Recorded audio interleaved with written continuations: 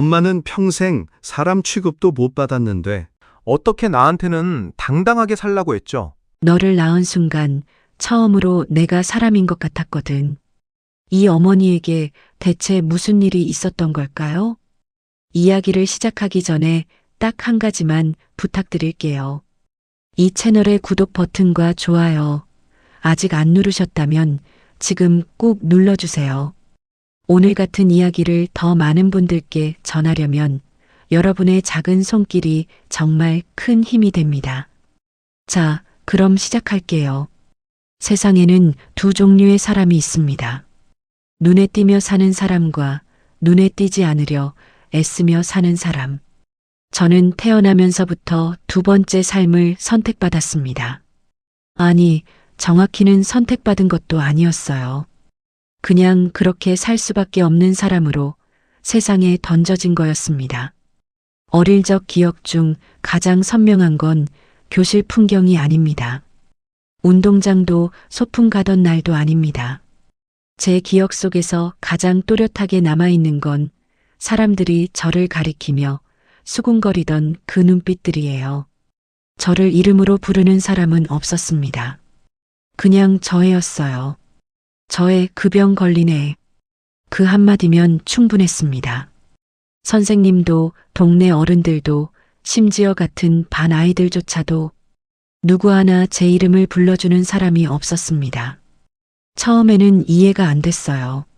제가 뭘 잘못한 건지, 제가 왜 저 사람들의 눈을 피해 다녀야 하는 건지, 그냥 저는 아픈 것뿐이었는데, 남들보다 몸이 조금 다른 것뿐이었는데, 그게 죄가 되는 세상이 있다는 걸 저는 그때 처음 알았습니다.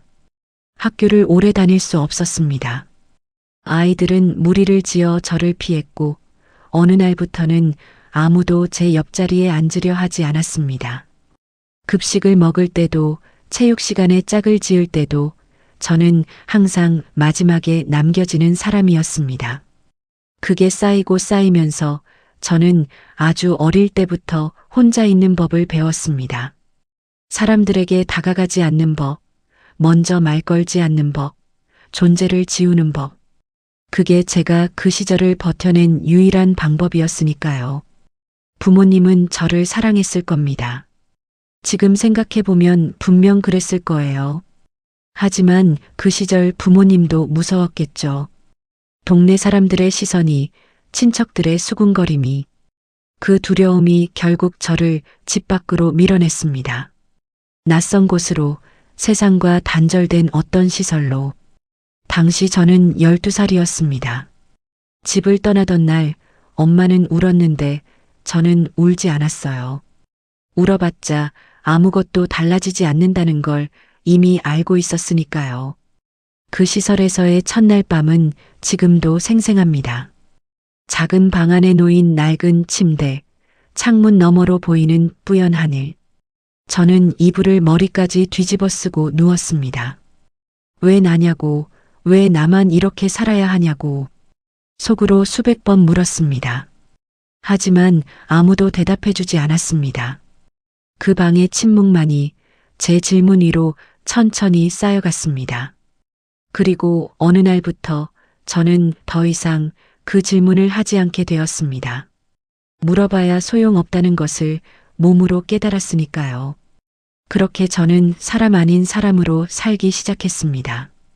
감정을 지우고 기대를 지우고 소망을 지워가며 살아있지만 살아있지 않은 듯이 그 시절에 저는 그게 제 운명이라고 믿었습니다. 모든 걸 놓아버렸다고 생각했습니다. 그런데 바로 그 순간이었습니다. 아무것도 기대하지 않았던 그때 무언가가 조용히 다가온 건 그 시설에 온 지 몇 해가 지났을 무렵이었습니다. 저는 이미 그곳의 공기에 익숙해져 있었어요. 아침이 오면 일어나고 배가 고프면 밥을 먹고 해가 지면 다시 방으로 들어가는 것. 그게 제 하루의 전부였습니다. 누군가를 기다리지도 누군가를 바라지도 않았습니다. 그런데 어느 봄날 시설 안텃밭 한쪽에서 낯선 사람을 만났습니다. 저보다 몇 살 많아 보이는 말수가 적은 남자였습니다. 그 사람도 저처럼 세상에서 밀려난 사람이었습니다. 사람들 사이에서 자리를 찾지 못하고 결국 이곳까지 흘러온 것. 그 사람도 저를 피하지 않았습니다.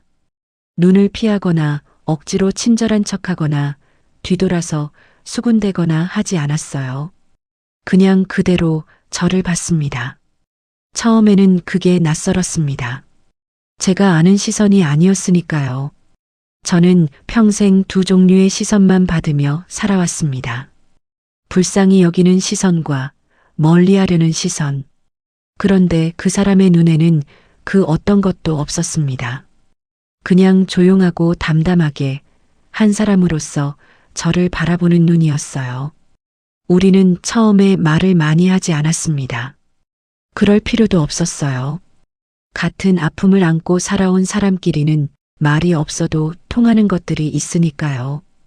텃밭에서 함께 흙을 고르고 늦은 저녁 나란히 하늘을 보고 서로의 침묵을 불편해하지 않는 것.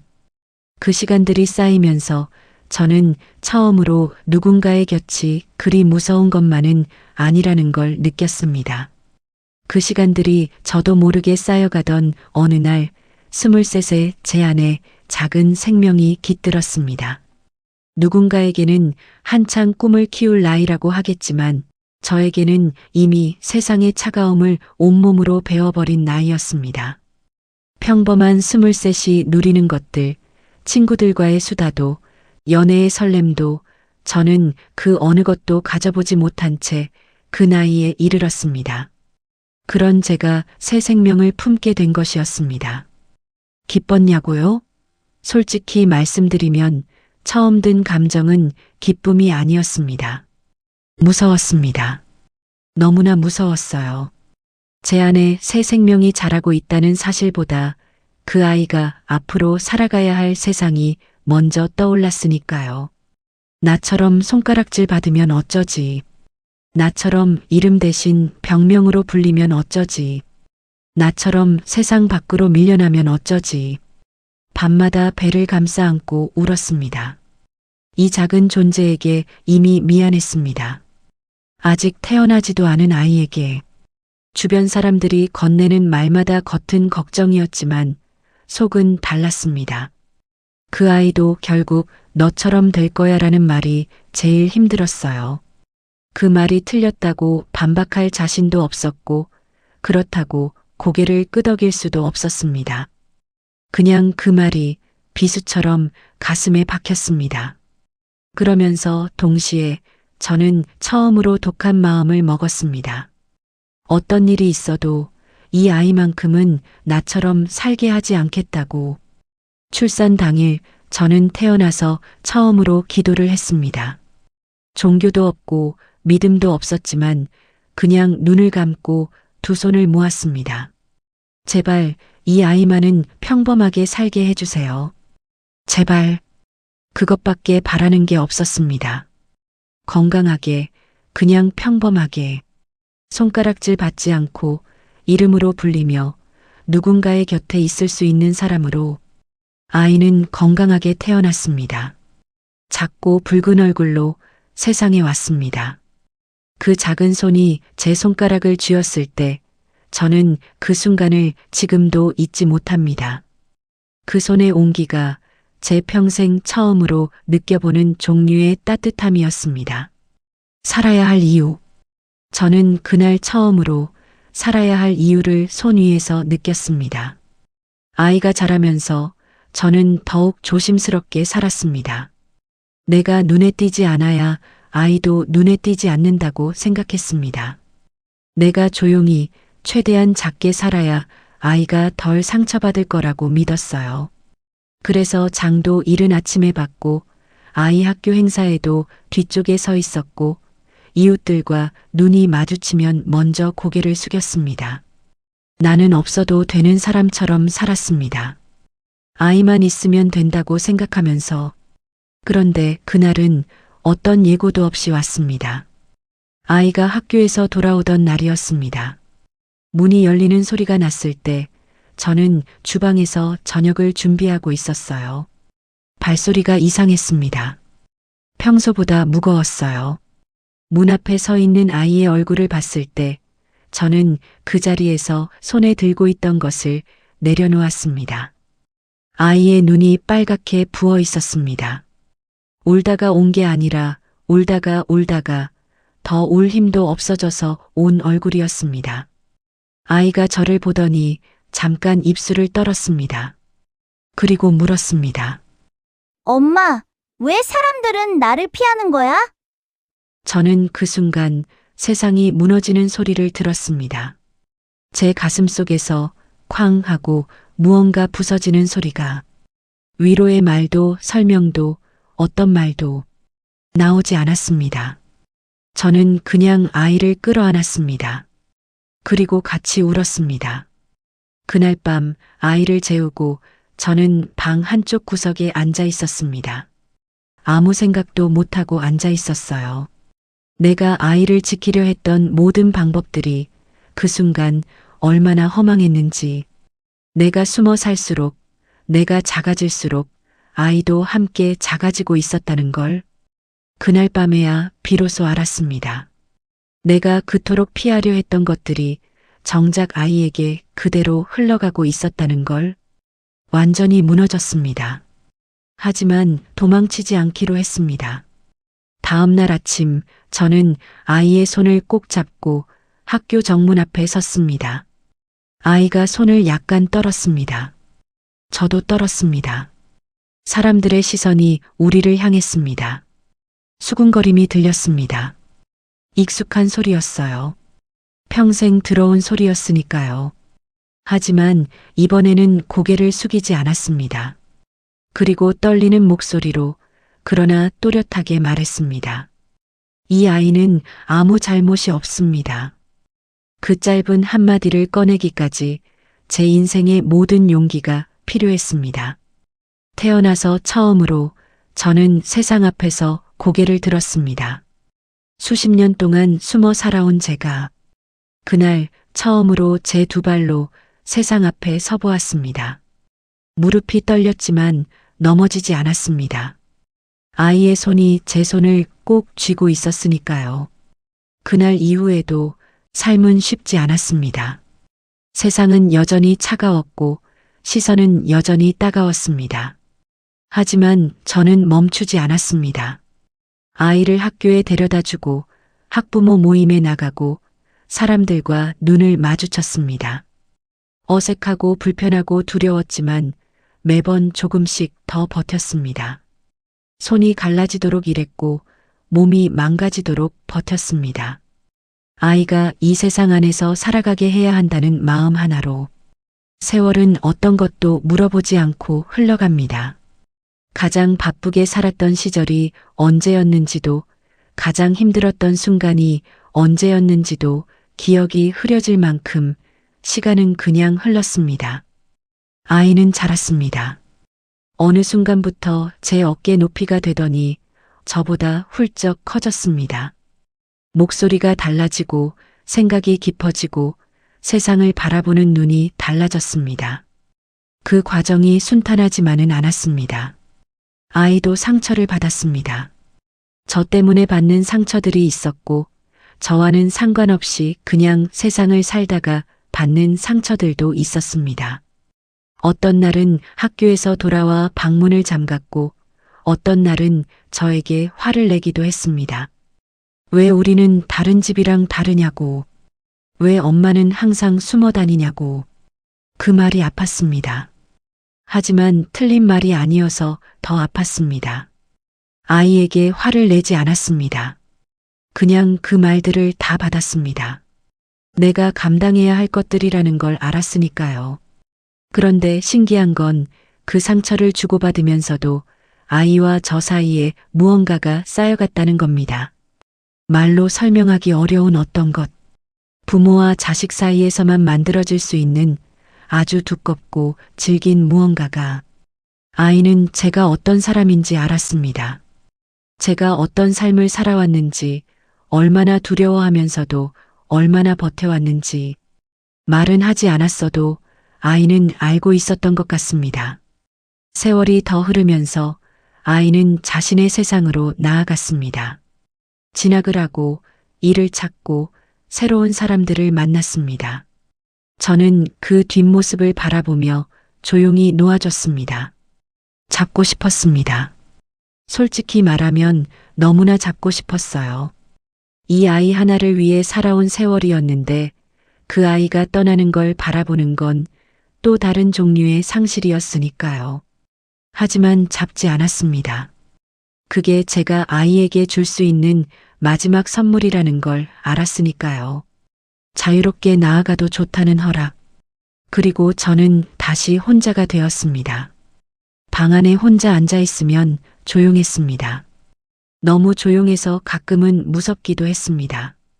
예전에는 아이가 학교에서 돌아오는 발소리, 밥 먹자고 부르는 목소리, TV 소리, 이런 것들이 집안을 채웠는데 이제는 아무것도 없었습니다. 그 고요함 속에서 저는 처음으로 저 자신을 마주해야 했습니다. 아이를 위해 살아오는 동안 저는 저를 생각하지 않았습니다. 내가 외로운지, 내가 아픈지, 내가 원하는 게 뭔지, 그런 것들은 사치처럼 여겼습니다. 그런데 혼자가 되고 나서야 그 질문들이 조금씩 떠올랐습니다. 나는 지금 어떤 사람인가? 나는 행복한가? 나는 무엇을 원하는가? 쉽게 답이 나오지 않았습니다. 너무 오래 그 질문을 잊고 살아왔으니까요. 그래도 괜찮았습니다. 아이가 잘 살고 있으니까, 아이가 웃으며 살고 있으니까, 가끔 연락이 오면 그 목소리 하나로 충분했습니다. 그걸로 충분하다고 저는 스스로에게 말했습니다. 그리고 그 말이 반쯤은 사실이었고 반쯤은 위로였습니다. 늙는다는 건 생각보다 조용한 일입니다. 어느 날 거울을 봤을 때 흰 머리가 많아졌고 어느 날부터는 계단이 전보다 버거워졌습니다. 손이 예전보다 쉽게 떨렸고 잠이 예전보다 잘 오지 않았습니다. 몸이 조금씩 달라졌지만 마음 한쪽에는 여전히 그 12살 아이가 살고 있었습니다. 처음 집을 떠나던 날 울지 않기로 결심했던 그 아이가 어느 날 오후였습니다. 딱히 특별할 것 없는 날이었어요. 빨래를 개다가 잠깐 허리를 펴고 창밖을 봤습니다. 바람이 조금 불고 있었고 나뭇잎이 흔들렸습니다. 그때 밖에서 인기척이 들렸습니다. 문을 두드리는 소리가 났습니다. 저는 빨래를 내려놓고 문 쪽으로 걸어갔습니다. 낯선 사람이겠거니 택배겠거니 생각하며 문을 열었습니다. 그런데 문 앞에 서 있는 사람을 보고 저는 그 자리에 굳어버렸습니다. 어른이 된 제 아이였습니다. 언제 이렇게 컸을까요? 제 기억 속 아이는 아직 학교 가방을 메고 돌아오는 얼굴인데 문 앞에 서 있는 사람은 완전한 어른이었습니다. 키가 크고 눈빛이 깊어지고 얼굴에 세월의 흔적이 조금씩 새겨진 어른. 저는 한참을 말을 잇지 못했습니다. 뭐라고 해야 할지 몰랐어요. 반가운 마음인지 놀란 마음인지 아니면 오래 눌러두었던 그리움이 한꺼번에 올라오는 건지 복잡한 감정들이 한꺼번에 몰려와서 그냥 멍하니 서 있었습니다. 아이의 눈에 눈물이 고여 있었습니다. 그리고 저를 보며 말했습니다. 엄마, 이제 숨지 말아요. 그 한마디에 저는 무릎이 꺾였습니다. 평생 참아왔던 것들이 그 한마디에 전부 무너졌습니다. 눈물이 나왔습니다. 그냥 그 자리에서 주저앉아 아이를 붙잡고 울었습니다. 평생을 숨어 살았던 세월이 떠올랐습니다. 이름 대신 병명으로 불리던 그 어린 시절이, 처음 집을 떠나던 날 울지 않기로 결심했던 12살이, 시설에서 혼자 하늘을 보며 아무에게도 묻지 못하던 질문들이, 아이를 가졌다는 걸 알았을 때 느꼈던 그 무서움이, 아이의 첫 울음소리를 들었을 때의 그 따뜻함이, 학교 정문 앞에서 처음으로 고개를 들고 섰던 그날이, 아이의 뒷모습을 놓아주던 날이, 그 모든 날들이 눈물과 함께 쏟아져 나왔습니다. 미안하다, 엄마가 정말 미안해. 말이 제대로 나오지 않았습니다.